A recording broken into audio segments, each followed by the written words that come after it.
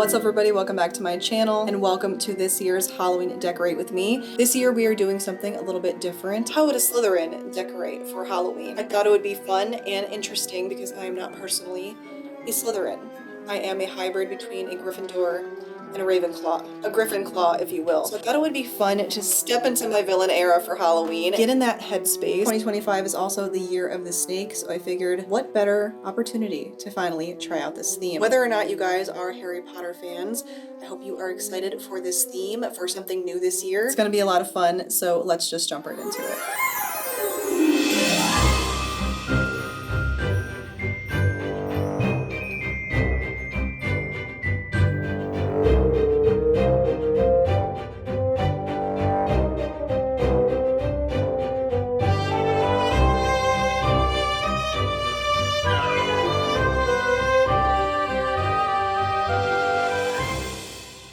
Every year, I try to bring a little Hogwarts magic into my home, but this time, I wanted the moment. The viral enchanted ceiling. One lengthy Amazon order later, and I had everything I needed to turn my ceiling into a sky straight out of Hogwarts, and our dining room into a mini Slytherin common room. Links are down below of all of the creators who helped inspire me to recreate this, as well as all of the supplies needed for this project. We kick things off by laying a foundation of poster board to the ceiling. We spent loads of time cutting small strips of Velcro to place in each corner of each poster board, as well as in the center, to ensure that it could hold up well with weight added to it. After the Velcro extravaganza, we then began placing the poster boards in rows on the ceiling, and this is where it got a little tricky. We did have to cut a circle in one of them to fit around our chandelier, and we did have to run out and buy a couple more poster boards from Target. So I would say if you're going to take on this project, get more poster board than you think you need, unless you're an absolute measurement genius and you have it all figured out, but you just never know, like you might need to start over with one piece as well. You might need a few spares. So to save yourself the trouble, make sure you get extra. It was quite the undertaking, but we have had no issues since putting this together.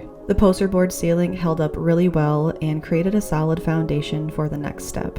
Then next came the RGB light strips, the lightning in our own little thundercloud. If you'd like to attempt this project at home, I suggest purchasing the Govee lights on Amazon. These lights were by far my favorite purchase of 2025. Once we determined the pattern that we wanted the lights to go in, we affixed them to the poster boards and they held up really nicely. We ended up using 2 boxes because we wanted more variety in the colors we could use, because if you have just one set, it's just one color, and I wanted alternating colors. We found the lighting settings in the app, and we created custom settings for each set of lights to create that authentic Hogwarts stormy sky. The next step was adding in the floating candles. This set was such a treat to open. They even tucked a little Hogwarts letter inside. It came as a pack of 20 with fishing line and the adhesive hooks needed to affix them to the poster board ceiling. With an abundance of AAAs and pure persistence, we were able to hang all of them in one evening while watching Chamber of Secrets. You kind of want them all to be at different lengths so you can really get that true Hogwarts ceiling effect. And it just creates more height and dimension to the ceiling, just having them hanging at different That's the main tip I can give with hanging these. I neglected to mention that this set did come with a wand remote to turn these lights on and off, which was pure magic. Seeing all of the lights up, it was just a reminder that sometimes the simplest illusions are the most enchanting.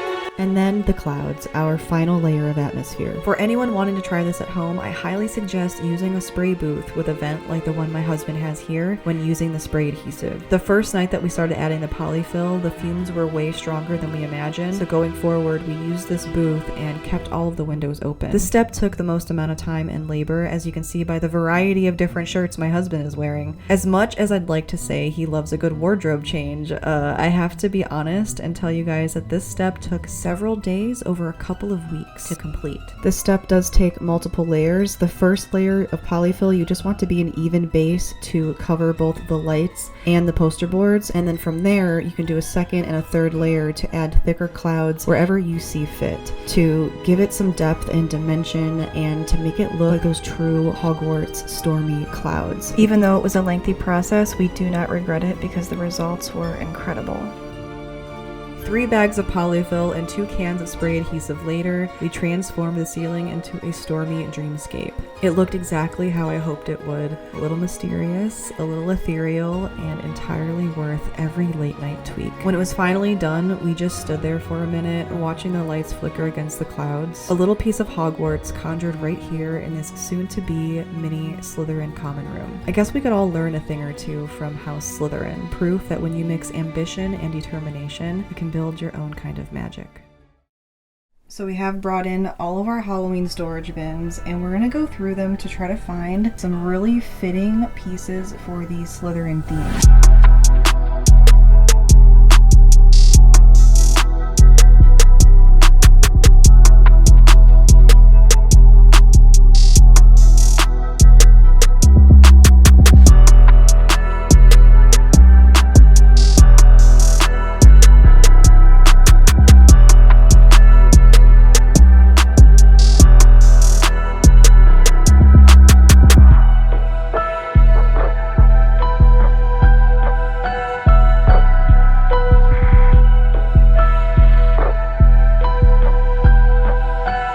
My goal to shop my own decor and see if I could decorate in this theme without buying too many new items or going over budget for the season. I really wanted to work with what we already had, and I had a lot of fun looking through our decor collection and coming up with ideas. I decided that there was just one thing missing that I really wanted to bring to life, so I have another DIY for you guys of the ever popular faux candles from Home Goods. I saw a DIY on Pinterest that I really liked and I wanted to recreate it myself, so here we go.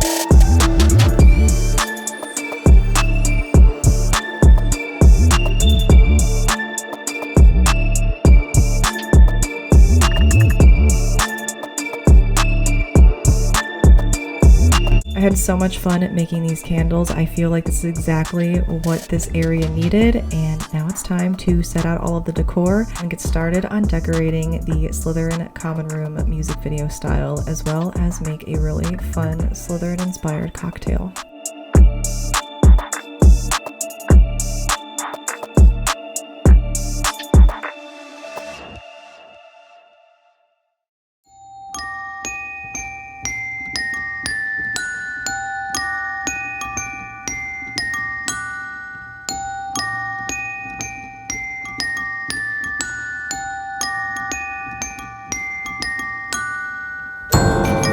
My inspiration for Halloween this year is highly influenced by my Hogwarts Legacy playthrough earlier this year. As soon as I beat the game, I was just hyper fixated on the idea of bringing to life the Hogwarts ceiling, and just something about the Slytherin aesthetic in the dark academia world was really calling to me. As I said earlier, I am a Gryffindor, and I would have once never thought, like, yeah, let me see what Slytherin's all about. But after playing the game, you're exposed to a lot more aesthetics from each house, more so than you are when you you watch the movies. So I don't know. I've been watching so many Hogwarts Legacy ambiance videos, and I just got so inspired after my gameplay this year. I've been thinking about this theme for a while, guys. You just have no idea how excited I am right now to finally have brought this to life.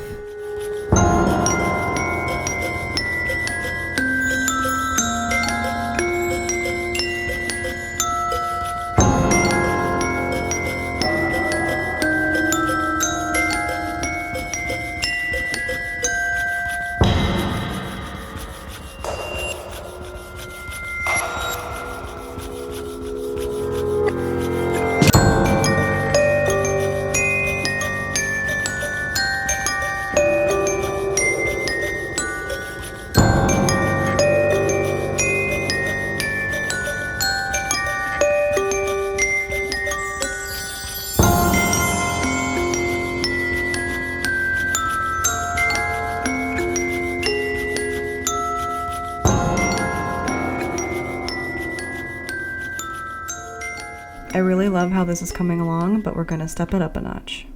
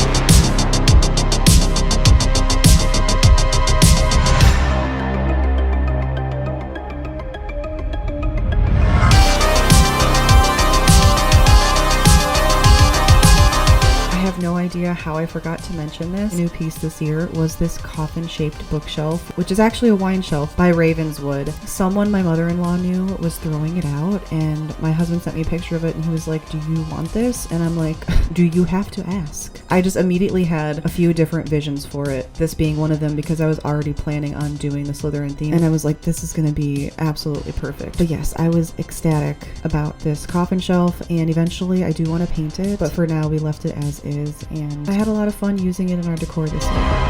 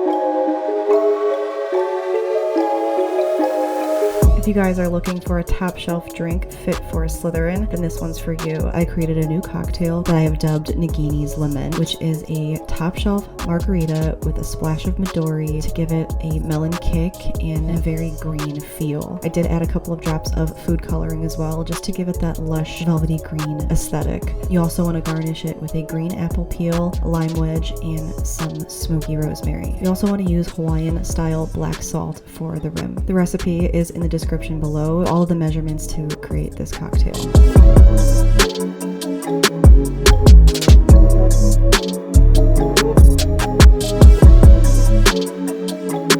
cocktail is so delicious and definitely something that I believe would highly impress the Slytherin in your life.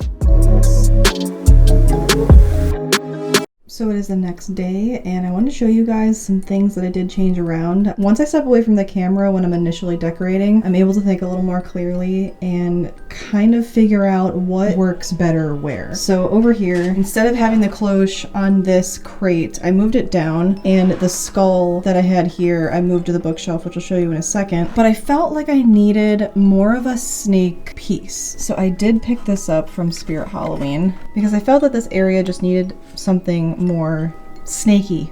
Didn't use too many snakes in this decor because I felt like it was a little too on the nose, shall we say. Slytherin snake, we get it. So I didn't want to go crazy with the snake decor, but I did feel like we needed something. I really like the detail on it. And then I moved the hourglass up there next to it. I just felt that it was more visually interesting. Moved the cloche down here, moved the little books over some more. And then over here, next to the cauldron, I don't know if you guys have been with me for a minute and recognize these. These are the little beakers that I used to use in our like weird science type themed area where we did like a lot of neon colors and cool stuff. Every year when I use these beakers, I've used this green filler, and I figured why not make a little potions area, like a potions class area for the Slytherin theme. I feel like they go really nice next to the brewing cauldron when it is all on and lit and foggy. It is very much a vibe, so I do enjoy that back there. And I also added in spooky trees to kind of frame and fill in the scene. I do think I need something still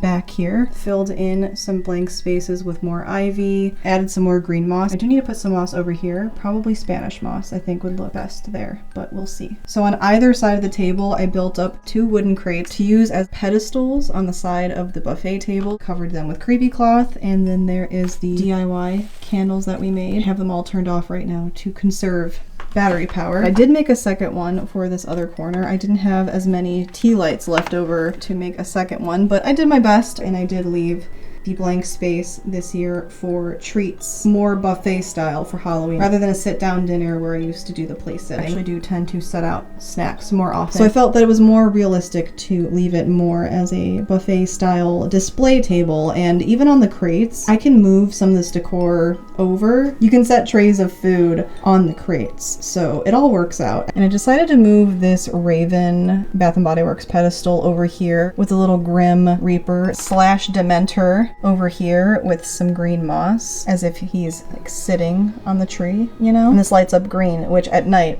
is going to be absolutely perfect for this bookshelf. Really love how all of this turned out on the top shelf. The Spanish moss, I think I might add a little bit more. Sometimes adding too much is just too much, so I'm gonna feel it out. I might add a little bit more moss up here, we shall see. I was just able to get a better look at it this morning, and I was able to create something that looked a little more balanced and complete. On the second shelf, we have the gargoyle back there. Harry Potter collection. Would a Slytherin truly put Harry Potter books on their own bookshelf while decorating for Halloween? I don't know, it feels kind of meta to me, but we're going with it anyway. Added a faux fern into this arsenic teacup with some Spanish moss, little eyeball, one of my Harry Potter wands, which this one is actually a TV remote. One of my husband's first Christmas gifts to me when we first started dating. Back then, he already knew what a big Harry Potter fan I was, forever and always. And then I took this lid from one of the Bath & Body Works candles, I think from last year, if not the year before. It's just the lid, but I thought it made like a cool kind of medallion type situation. I just felt like it looked like a special Slytherin medallion or plaque of sorts. I just thought it added an element of interest, and it's a really cool way to repurpose your very pricey Bath & Body Works lid. Third shelf, I went for a more neutral theme down here. I put the burlap October 31st sign back there that I love to use for almost everything. It's one of my favorite pieces. You guys know my favorite black skull candle pedestal. I wish I had a different candle for it, to be honest, but for now this is what we're working with. Again, I have everything turned off to conserve battery life for nighttime, but then I have this light up jack-o'-lantern here, this potion container, these little beetle stir sticks here, which I thought added a little something something, but I could put more in here. Killstar cookie jar cauldron back there. I didn't want to go too crazy with too many snakes, but I did pick up many ones to throw around in certain little hidden areas. And then on the bottom shelf, I stacked these little faux books back here. Put some creepy cloth over them as if they were just very old, dusty books nobody's touched in a long time. Moved this skull from the table to over here. I just think it looks much better on a bookshelf than the dining table. It looked a little awkward. Put some Spanish moss and another LED candle, but I just feel like this needs more. I don't want to go crazy with it, but it needs a couple extra special touches. Since late spring, early summer, I've been thinking about this Slytherin theme and how I thought it would be really interesting and different for 2025. I don't think we went too over the top or too crazy. I feel like it's just enough to create the vibes that we were going for without having to spend too much money on any new items. I did pick up this rug though. I love it so much. I feel like the rug was necessary because it kind of transformed this area into looking more like a Slytherin common room. And that was the fun part, is picking a theme, shopping our own decor, and creating what we could with what we already had. I really hope that you guys have enjoyed the decorating process, and I can't wait to show you what it all looks like lit up at night. Enjoy.